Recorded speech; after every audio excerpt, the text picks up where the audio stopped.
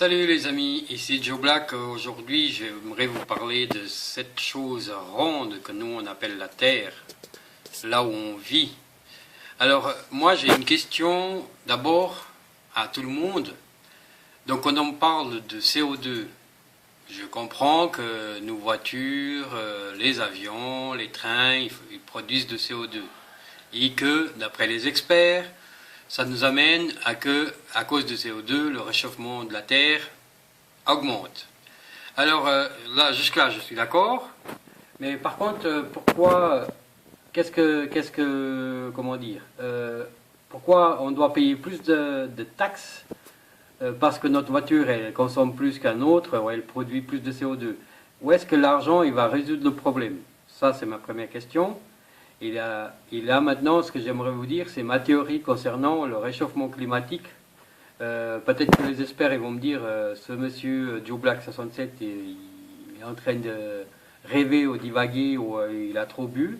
Mais moi, c'est tout simple.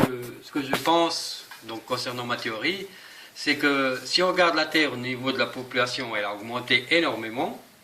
Qui dit population dit aussi donc maisons, routes et tout ça.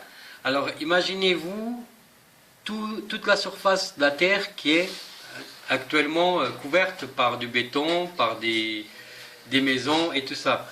Donc à mon avis, ça ce n'est déjà un problème dans le sens que ça couvre la Terre et ça empêche la Terre de respirer, donc de recevoir les rayons de soleil pour ou alors justement les glaces qui fondent. Donc ça c'est ma première théorie. La deuxième, c'est que forcément le pétrole, on enlève la Terre. Donc est-ce que cet élément-là n'est pas important pour le refroidissement de la Terre? Tertio, on enlève aussi des métaux précieux. Maintenant il y a encore l'histoire du gaz de schiste.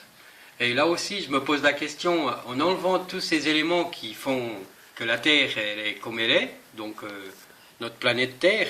Alors ma question c'est ça, est-ce qu'avec toutes ces choses qu'on enlève, qu'on extrait de la Terre, est-ce que ce n'est pas ça aussi le problème de réchauffement climatique? Ou ça serait juste notre consommation de carburant qui fabrique du CO2? Voilà, c'est ça ma question. Alors si quelqu'un a une idée différente de moi ou la même, ça serait sympa de votre part de partager. Et voilà, c'est tout ce que je voulais dire. Alors merci pour vos commentaires et à tout bientôt pour une nouvelle vidéo. Ciao ciao les amis, bye bye, ici Joe Black 67.